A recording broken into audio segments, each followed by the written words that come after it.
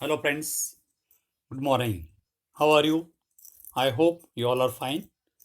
I welcome you in the presentation of class 9 mathematics. Your chapter is triangle. Chapter number 6 triangle. So, friends, in a previous session, we already seen what in by congruent figure. So, congruent figures means the figures have the same shape and size. ऐसे figures उनका दोनों का shape और size same होता है. such figures are congruent figures. Two figures whose shapes and size both are same are called a congruent figure. Okay. तो ये हमने प्रीवियस सेशन में देखा था. तो उसके एग्जाम्पल भी हमने देखे थे कि two circles of the same radii are congruent. ऐसे दो सर्कल जिनका दोनों का रेडियस सेम है, ऐसे फिगर ऐसे दो सर्कल कॉन्ग्रेंट होते हैं. उसी तरह equilateral triangle of same sides are congruent. square of equal sides are congruent. These are the examples of congruent figures. Okay. Now today congruent triangle भी हमने देखा था कि जो ट्रायंगल यदि एक ट्रायंगल हम लोग दूसरे ट्रायंगल के ऊपर ओवरलैप्स करते हैं, ये रख देते हैं, तो वो दोनों एक दूसरे के यदि एग्जैक्टली कवर करते हैं, मैच करते हैं, then such triangles are congruent triangle. इसका मतलब क्या होगा? उनकी करस्पॉन्डिंग एंगल इक्वल होती है और करस्पॉन्डिंग साइड भी इक्वल होती है. ओके. ऐसे जैसे कि ये हमने यहाँ पे देखा था कि ट्रायंगल, ये जो ट्रायंगल है उसमें ये पहला वाला ट्रायंगल दूसरा ट्रायंगल को एग्जैक्टली कवर कर रहा है. तो इसका मतलब ये दोनों ट्रायंगल कॉन्ग्रेंट है. एंड कॉन्ग्रेंट का मतलब क्या होगा? उनकी करस्पॉन्डिंग साइड जो है वो इक्वल होती है. करस्पॉन्डिंग साइड्स हमने देखा था कि P Q covers A B. ये जो सेकंड साइड की ये जो पी क्यू साइड्स है, ये फर्स्ट ट्रायंगल की ए बी को कंप्लीटली कवर किया है. उसी तरह दूसरी साइड जो है पी आर, उसने ट्रायंगल सेकंड साइड की जो ट्रायंगल थे आपकी ए सी, उसको एग्जैक्टली कवर किया है, ए सी या सी ए को. उसी तरह थर्ड साइड जो क्यू आर है, उसने ट्रायंगल बी सी की फर्स्ट ट्रायंगल की बी सी साइड को एग्जैक्टली कवर किया है.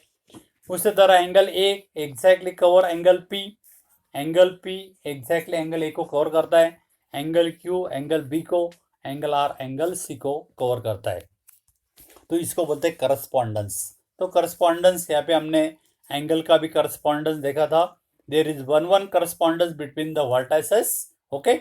पी करस्पॉन्ड्स टू ए, ये पी जो है ए को करस्पॉन्ड्स होता है, क्यू बी को, आर सी को. तो ये करस्पॉन्डेंस हम लोग इसी तरह लिखते हैं. And then the triangles are congruent. इसी तरह करते ही हमने प्रीवियस सेशन में ऑलरेडी देखा था. ओके.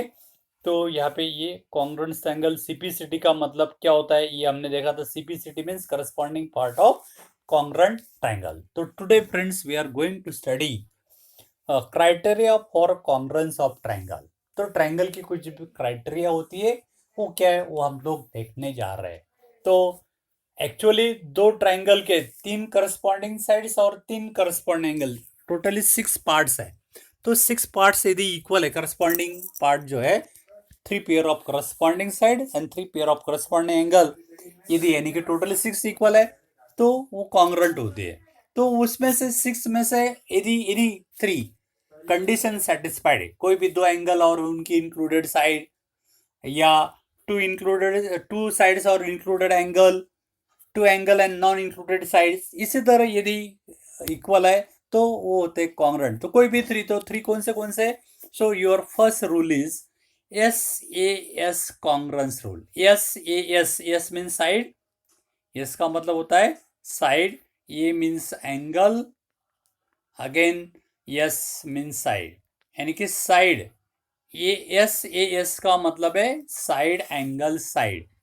तो ये क्राइटेरिया, इसका क्या रूल है ये हम लोग देखने जा रहे हैं. तो इसका रूल है, यदि कोई भी दो ट्रायंगल है in a two triangles in a two triangles, two sides and included angle of first triangle, कोई भी दो साइड, फर्स्ट ट्रायंगल की कोई भी दो साइड, सपोज अभी ये ट्रायंगल ए बी सी आपका है, इस ट्रायंगल की सपोज ए बी और बी सी, और उसमें इंक्लूड हुआ एंगल कौन सा आपका बी, यदि equal are respectively equal to are equal to two sides and included angle of another triangle. अभी ये जो दूसरा ट्रायंगल है, ये दूसरा ट्रायंगल की ये दो भुजा और उसके बीच वाला इंक्लूडेड एंगल यदि इक्वल है, इसका मतलब this A B is equal to P Q, this B C is equal to Q R and this angle B is equal to angle Q.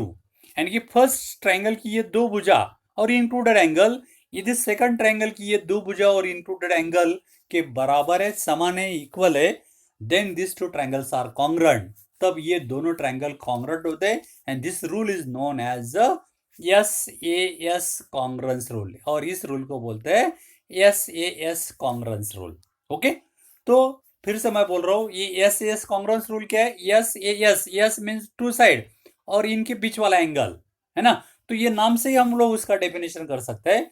यदि फर्स्ट ट्रायंगल की टू साइड्स ये AB और BC, okay, और इसके बीच वाला angle B, यदि दूसरे triangle की जो करस्पॉन्डिंग साइड यानी कि PQ और QR इक्वल है और उसके बीच वाला एंगल भी इक्वल है, तो this two triangles are congruent and this is known as the SAS congruence rule. तो ये रूल आप लोग अच्छी तरह से अंडरस्टैंड कर रहे हैं। तो ये रूल क्या है? Two triangles are congruent if two sides and included angle of one triangle are equal to sides and included angle of another triangle, then the triangles are congruent and this rule is known as the SS congruence rule। तो फिर से देखिए, ये triangle आपका ABC और triangle PQR, ये दो triangle है। ये दोनों ट्रायंगल में यहाँ पे AB टू सेम है, PQ भी टू सेम है, इसका मतलब आपकी AB और PQ सेम है। ओके, उसी तरह BC is equal to QR, both are equal to 4 सेमी, एंड ये दोनों के बीच वाला ये एंगल ये 50 का है, यहाँ पे Q 50 का है, यानी angle B is equal to angle Q। इसका मतलब क्या हो गया? ये पहले ट्रायंगल की दो साइड और इंक्लूडेड एंगल दूसरे ट्रायंगल की दो साइड और इंक्लूडेड एंगल के बराबर है। इसका मतलब in triangle ABC and triangle PQR, AB is equal to PQ, okay, because it is true to me, then BC is equal to QR and angle B is equal to angle Q। यानी कि first triangle की दो भुजा और included angle दूसरे triangle की ये दो भुजा और इंक्लूडेड एंगल के बराबर है। Okay, then that by SAS congruence rule, इस रूल को क्या बोलते हैं? SAS क्यों? ये टू एंगल और इंक्लूडेड, सॉरी, टू साइड और इंक्लूडेड एंगल है, दोनों साइड और एंगल बीच में, तो इसको बोलते हैं two side and included angle. उसी तरह इसके टू साइड और इंक्लूडेड एंगल रिस्पेक्टिवली इक्वल है। Okay, therefore these two triangles are congruent and therefore we can write triangle ABC is congruent to triangle PQR। और ये सिंबॉलिकल लैंग्वेज में इसी तरह लिखते हैं, ये congruent का साइन है, triangle ABC is congruent to triangle PQR। हम लोग वर्ड में इसको ऐसा लिखते हैं, triangle ABC is congruent to triangle PQR। ये हम लोग वर्ड में लिखते हैं, लेकिन ये मैथमेटिकल लॉन्ग में इसी तरह लिखना है, triangle ABC is congruent to triangle PQR। इसका रीडिंग इसी तरह करना है, triangle ABC is congruent to triangle PQR, लेकिन लिखते समय इसी तरह लिखना है। तो this rule is known as the SS congruence rule. तो SS कॉन्ग्रुएंस रूल आप लोगों को समझ में आ गया? SS कॉन्ग्रुएंस रूल क्या है? SAS two side and included angle, यानी कि फर्स्ट ट्रायंगल की दो भुजा ये और फर्स्ट ट्रायंगल की टू साइड्स यानी कि AB और BC और उसके बीच वाला एंगल, यदि दूसरे ट्रायंगल की two sides corresponding to sides and उनके बीच वाला एंगल इक्वल है, इसका मतलब AB is equal to PQ, this angle B is equal to angle Q and BC is equal to QR, then the triangle is congruent by SS congruence rule। This rule is known as SS congruence rule। Okay, this is your first rule। Now second is second rule is ASA। जैसा हमने S रहेगा था, उसी तरह ASA ये दोनों angle बाहर है, A means angle and S means side, side यहाँ पे क्या है? बीच में। तो उसी तरह हम लोग उसका डेफिनेशन कर सकते हैं कि फर्स्ट ट्रायंगल के दो एंगल, फर्स्ट ट्रायंगल के कौन से भी दो एंगल, सपोज ये पहला ट्रायंगल आपका ABC, उसके ये दो एंगल B और एंगल C, ओके, और उनकी बीच वाली भुजा BC यदि दूसरे ट्रायंगल के दो एंगल यानी कि E और EF और उनके बीच वाली साइड EF रिस्पेक्टिवली इक्वल है, जिसका मतलब this angle B is equal to angle E, BC is equal to EF and this angle C is equal to angle EF.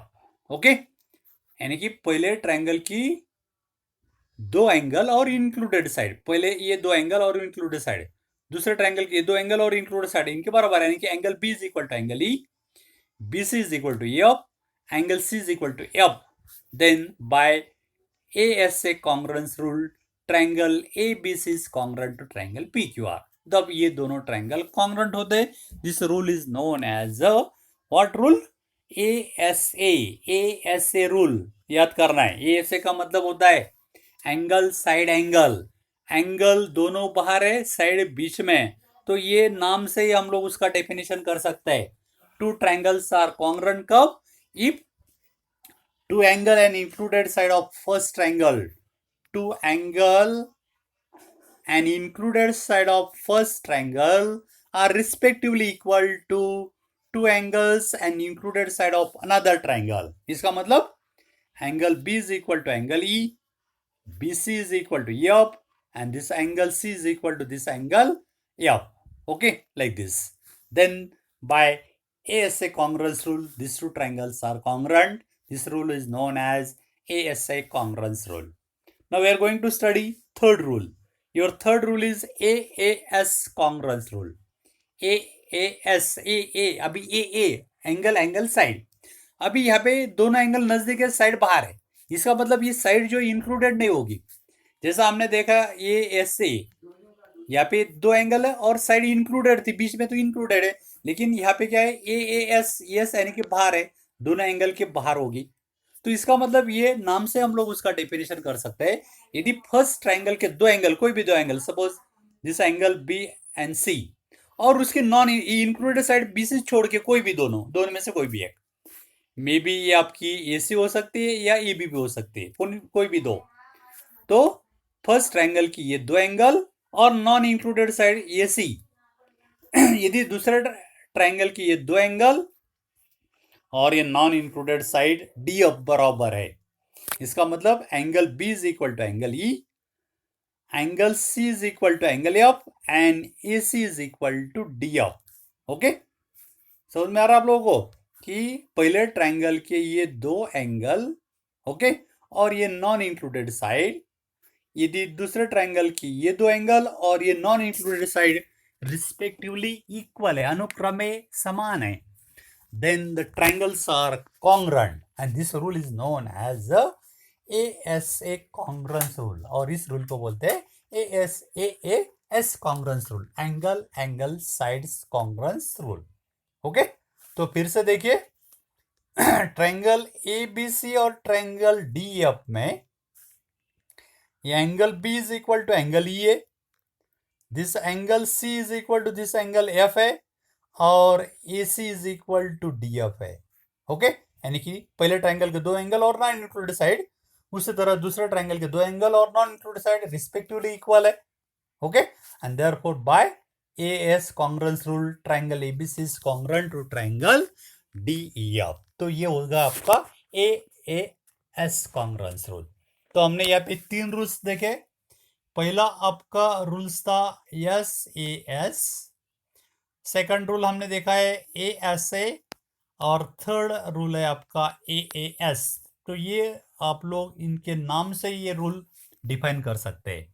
Yes, पहला जो रूल है SAS, यस ये बीच में ये, यहाँ पे ये एंगल जो है ये दोनों साइड के में इंक्लूडेड है, अंदर है, तो यानी कि फर्स्ट ट्रायंगल के दो भुजा और उसको इंक्लूड करने वाला angle, correct, are respectively equal. दूसरे ट्रायंगल के दो भुजा और इंक्लूडेड एंगल इक्वल है, then the triangles are congruent by SAS, उसको बोलते हैं SAS congruence rule. Second rule है आपका ASA, यहाँ पे यस जो है दोनों एक के बीच में है ना, दो एंगल उसके बीच में एस है, तो इससे क्या होगा, फर्स्ट ट्रायंगल के दो एंगल और उसके बीच वाली भुजा यदि दूसरे ट्रायंगल के दो एंगल और उसके बीच वाली भुजा के समान है, रिस्पेक्टिवली अनुक्रम में इक्वल है, then the triangles are congruent by ASA congruence rule. इसको बोलते हैं एएसए कॉन्ग्रुएंस रूल। और तीसरा रूल हमने देखा है एएएस। यहाँ पे ये डबल है, नजदीक है, और एस जो है बाहर है। इसका मतलब क्या हो गया, ये दोनों एंगल नजदीक है और साइड जो है उनके बीच वाली नहीं है, ये नॉन इंक्लूडेड साइड है। इंक्लूडेड साइड छोड़ के दूसरी नॉन इंक्लूडेड साइड। तो इससे हम क्या बोल सकते हैं कि फर्स्ट ट्रायंगल के दो एंगल और नॉन इंक्लूडेड साइड, यदि दूसरे ट्रायंगल के दो एंगल और नॉन इंक्लूडेड साइड के बराबर है, इक्वल है, रिस्पेक्टिवली इक्वल है, then the triangles are congruent and this rule is known as AAS congruence rule. तो इसी तरह आप लोग ये तीनों रूल आप लोग ध्यान में रखना है। इसका यूज किसी तरह करना है ये थोड़ा स्टडी करने के बाद पता चलेगा। Now basis on the rules, based on this rule we are going to study few example based on these rules. So your exercise 7.1, your first example is what? In a quadrilateral ABCD, एक figure दी गई है। इस quadrilateral ABCD में हमें बोला गया है कि AC is equal to AD, AC और AD इक्वल दिखाई दी गई है। फिगर में ऑलरेडी दर्शाया गया है कि ये AC ये सेम साइन दिया है, इसका मतलब इक्वल है। This AC is equal to AD, equal है। AB is a bisector of angle A. ये AB जो है ये टोटल एंगल आपका, ये टोटली उसका बाइसेक्टर है। बाइसेक्टर का मतलब क्या होता है, divide this angle into two angle of equal part. तो इसके कारण यहाँ पे ये जो आपका टोटल ए एंगल है, ये AB उसका बाइसेक्टर होने के कारण यहाँ पे ये जो दो एंगल बन गए, ये एक पहला और ये दूसरा, ये दोनों कैसे होते हैं, इक्वल होते हैं, यानी कि this angle is equal to this angle, यानी कि CAB is equal to DAB। इसका मतलब क्या हो गया, एंगल CAB ये एंगल और आपका एंगल DAB ये और ये दोनों इक्वल है, because this AD is a bisector of angle A। Okay, तो इक्वल है। अभी हमें शो करना है, we have to show that triangle ABC is congruent to triangle ADB। हमें शो करना है ट्रायंगल ABC दिखा जा रहा हमें, ये आपका ट्रायंगल ABC और दूसरा ट्रायंगल है आपका ADB। ये दो ट्रायंगल हमें कॉन्ग्रुएंट दिखाना है। ओके, तो किसी तरह दिखाना है, देखिए इन अ क्वाड्रिलेटरल ABCD हमें क्या दिया गया है, इन अ क्वाड्रिलेटरल ABCD हमें दिया गया था कि AC is equal to AD, ये AC और AD इक्वल है। ओके, और हमें दिया गया है कि AB is a bisector of angle A, AB के एंगल A का बाइसेक्टर है, एंड बाइसेक्टर होने के कारण यहाँ पे जो दो एंगल बन गए, कौन सा एंगल मैंने बताया था, ये आपका CAB is equal to angle DAB। ये दोनों एंगल यहाँ पे जो है वो इक्वल है, उसको हम लोग इक्वेशन 1 से डिनोट करेंगे। Okay, now consider this two triangle. अभी ये दोनों ट्रायंगल हम लोग कंसिडर करेंगे। कौन सा ट्रायंगल, ट्रायंगल जो हमें कॉन्ग्रुएंट दिखाने, वही ट्रायंगल आप ABC, ये ऊपर वाला आपका ABC है, और दूसरा ट्रायंगल आपका है ABD, ये ABD। अभी ये दोनों ट्रायंगल में ऑलरेडी हमें दिया गया है AC is equal to AD, ये AC और AD समान इक्वल है, और ये एंगल हम इक्वल हमने ऑलरेडी इक्वेशन 1 में प्रूव किया है, angle CAB is equal to DAB equal, because ADB is the bisector of angle A। Okay, and अभी देखिए ये दोनों ट्रायंगल के लिए ये जो भुजा है AB वो कॉमन है, यानी कि ये इटसेल्फ कॉमन इक्वल, दोनों ट्रायंगल के इक्वल हो गए। तो क्या हो गया, पहले ट्रायंगल की ये दो भुजा और उसके बीच वाला एंगल, ये दूसरे ट्रायंगल की ये दो भुजा और उसके बीच वाला एंगल की समान है। तो कौन सा रूल आएगा यहाँ पे, therefore by which rule, SAS congruence rule.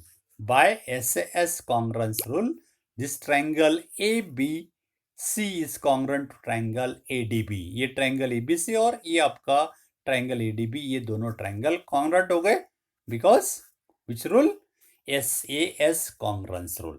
Okay, तो ये हमने प्रूव किया। अभी हमें शो करना है प्रूव किया बाद में, what can you say about BC and BD। आप लोग अभी BC और BD के बारे में क्या बोल सकते हैं। ये आपका BC देखिए, ये BC और ये बी डी, इनके बारे में क्या बोल सकते हैं? क्यों क्या बोल सकते हैं? क्योंकि हमने ऑलरेडी प्रूव किया है कि आपका ये ऊपर वाला ट्रायंगल और नीचे वाला ट्रायंगल दोनों हमने कॉन्ग्रुएंट प्रूव किया है। Triangle ABC is congruent to triangle ABD, and ये कॉन्ग्रुएंट होने के कारण ये BC is same as BD, BC is equal to BD because by CPCT. क्यों? क्योंकि ये दोनों ट्रायंगल कॉन्ग्रुएंट है तो उनके करस्पॉन्डिंग पार्ट इक्वल होते हैं, हमें पता है। करस्पॉन्डिंग और पार्ट ऑफ कॉन्ग्रुएंट ट्रायंगल हम शॉर्ट में लिखते हैं CPCT। C means corresponding, P means part, and again C means congruent, T means triangle. Corresponding part of congruent triangles are equal, and that's why your BC is equal to BD because CPCT, and therefore BC and BD are of equal length. इसका मतलब ये BC और BD इनका दोनों का length same होगा, ये हम बोल सकते हैं। Okay, understand? If you have any doubt, then you can ask me on my WhatsApp number. Now, one more example. ABCD is a quadrilateral. Example देखिए, उसमें ABCD quadrilateral है। इस quadrilateral में बोला है AD is equal to BC. AD और BC same दर्शा है, सेम साइन से, ये साइन सेम है, इसका मतलब AD is equal to BC हमें दिया गया है। Angle DAB is equal to angle CBA. DAB यहाँ पे देखिए आपका DAB ये एंगल, इस सेम एज एंगल कौन सा एंगल? CBA, CBA ये और ये एंगल इक्वल है, सेम फिगर में भी दर्शाया गया है। ओके, फिगर में ये और ये एंगल इक्वल है और ये साइड इक्वल है। ओके, देन हमें प्रूव करना है triangle ABD is congruent triangle ABC, ABD ये, और आपका दूसरा ट्रायंगल है BAC, ये BAC, ये दोनों ट्रायंगल हमें कॉन्ग्रुएंट दिखाना है। तो वेरी इजी। अभी देखिए इस दोनों ट्रायंगल में आपका ट्रायंगल, पहला ट्रायंगल ABD ये ट्रायंगल और ये ट्रायंगल, ये दोनों का ये भुजा इक्वल हमें ऑलरेडी दिया था, AD is equal to BC दिया गया है। So in this two triangle ABD and DAC, ये गिवन में लिखना है जो जो दिया गया था, हमें दिया गया था क्वाड्रिलेटरल ABCD में AD is equal to DC and angle DAB is equal to angle CBA दिया गया था। अभी हमें प्रूव करना है कि ये दोनों triangle congruent, triangle ABD is congruent to triangle ABC। बाद में सेकंड प्रूव करना है BD is equal to AC। Again third prove करना है angle ABD is equal to angle BAC। तो अभी प्रूफ में क्या करना है? First consider this two triangle ABD and DBC। पहले ये दो ट्रायंगल कंसिडर करना है। कौन सा ट्रायंगल? ABD,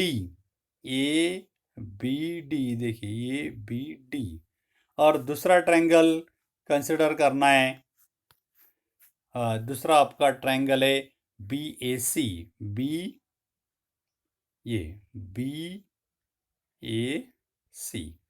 अभी इस दोनों ट्रायंगल में ऑलरेडी हमें दिया गया था कि ये AD और BC इक्वल है, ये AD और ये BC इक्वल है। Okay, already given. और ये एंगल भी हमें इक्वल दिए गए, angle DAB is equal to angle CBA, ये एंगल D और ये इक्वल है। Okay, DAB is equal to angle CBA, and ये भी ये जो है दोनों ट्रायंगल के लिए कॉमन है, AB is equal to AB या AB is equal to BA बोल सकता है, ये कॉमन है दोनों ट्रायंगल के लिए। तो क्या होगा? Two angle and included, two sides and include angle, first triangle की ये दो भुजा और उसका बीच वाला एंगल इज इक्वल टू इस ट्रायंगल की ये दो भुजा और उसके बीच वाला एंगल इक्वल है। तो कौन सा रूल आ गया? Therefore by SAS congruence rule this triangle ABD is congruent to triangle ABD is congruent to triangle BAC। तो ये दोनों ट्रायंगल क्या हो गए? कॉन्ग्रुएंट हो गए। एंड ये दोनों ट्रायंगल कॉन्ग्रुएंट होने के कारण BD इज इक्वल टू, ये आपकी BD इज इक्वल टू आपकी AC आ गई, बिकॉज बाय CPCT दोनों ट्रायंगल कॉन्ग्रुएंट होने के कारण उसकी करस्पॉन्डिंग साइड इक्वल आती है। So that's why BD is equal to AC and angle ABD, ये एंगल आपका angle ABD is equal to angle BAC, ये और ये equal, because again by which rule? CPCT, क्योंकि ये दोनों ट्रायंगल कॉन्ग्रुएंट है और ये कॉन्ग्रुएंट ट्रायंगल के क्या है? करस्पॉन्डिंग एंगल है. So therefore by CPCT we get angle ABD is equal to angle BAC. Okay, so in this way we will prove again one more example. We will take one more example. Example number 3 is if line L is a bisector of angle A. यहाँ पे ये आपकी line L है. Okay, ये जो line निकाली हुई है ये आपकी L लाइन है और ये यहाँ पे जो एंगल ये उसका बाइसेक्टर है. ये एंगल आपका ये उसका ये लाइन L बाइसेक्टर है. ओके, हाँ, तो ये लाइन L जो है एंगल ए का बाइसेक्टर है. बाइसेक्टर होने के कारण क्या होगा? यहाँ पे ये जो दो एंगल बन रहे हैं, ऊपर वाला ये नीचे वाला, ये दोनों एंगल कैसे होंगे? इक्वल होंगे. तो ये दोनों एंगल इक्वल, इसका मतलब. तो again example, line L is a bisector of angle A and B is any point on L. यहाँ पे ये लाइन L के ऊपर यहाँ पे एक B पॉइंट है. ओके, एंड BP एंड BQ are perpendicular from B to arms of angle A. ये B पॉइंट से दोनों आर्म के ऊपर ये परपेंडिकुलर, यानी कि BP is perpendicular this arm and this BQ is perpendicular to second arm. Perpendicular का मतलब होता है यहाँ पे ईच एंगल इज 90 डिग्री. यहाँ पे ये आपका एंगल जो होगा वो 90 डिग्री होगा. At point P and Q both angles are right angle. ये P पॉइंट के पास ये जो एंगल है ये 90 का है, उसी तरह Q के पास ये जो एंगल ये 90 का है. ये दिया है इसका मतलब. Now we have to show that. अभी शो करना है, क्या शो करना है? Triangle APB. ये आपका triangle APB is congruent to triangle AQC. ये दोनों ट्रायंगल हमें कॉन्ग्रुएंट दिखाना है. हमें ट्रायंगल APB दिखाई दे रहा है. Triangle APB is congruent to triangle AQB. ये और ये ट्रायंगल हमें क्या दिखाना है? कॉन्ग्रुएंट दिखाना है. और उसके बाद हमें प्रूव करना है BP is equal to BQ.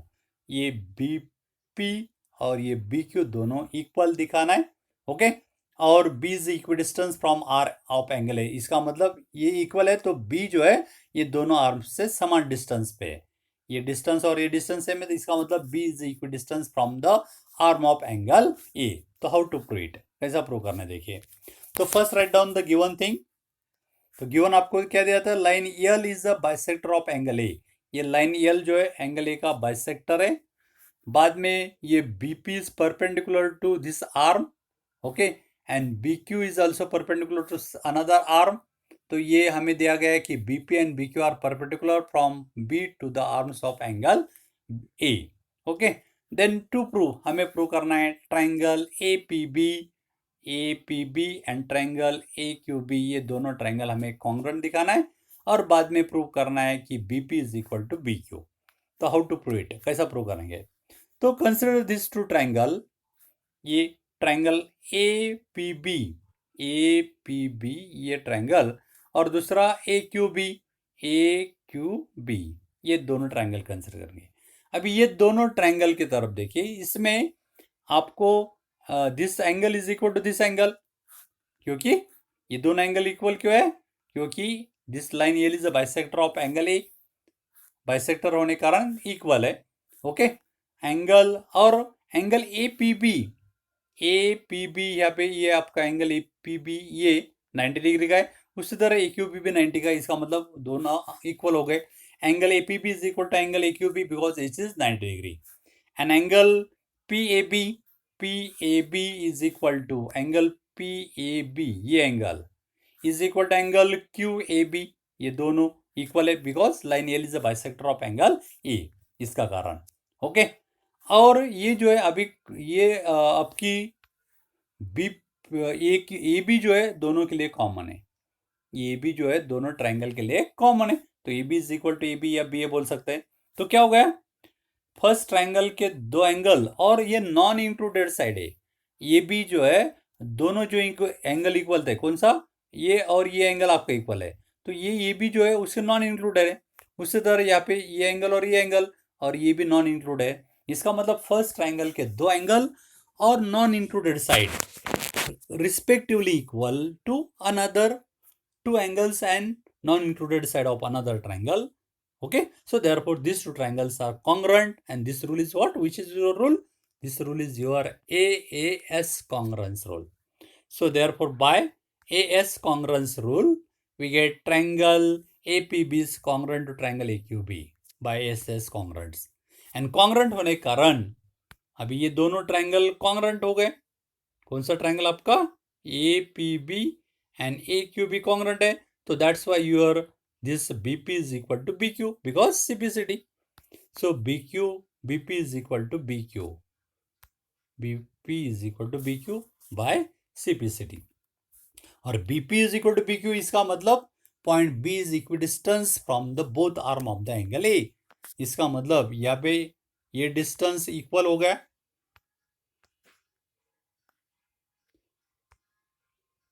ये आपका डिस्टेंस ये BP is equal to BQ है. इसका मतलब क्या होगा कि ये जो पॉइंट B है ये एंगल की ये जो दोनों आर्म है उनसे समान डिस्टेंस पे इक्वी डिस्टेंस है. सो ये जो दोनों आर्म है उससे समान डिस्टेंस पे ये प्रूव हो गया. Okay. So in this way we will prove again some example. Okay. Next time. So friends, any doubt then you can contact me on my WhatsApp number 9420439784.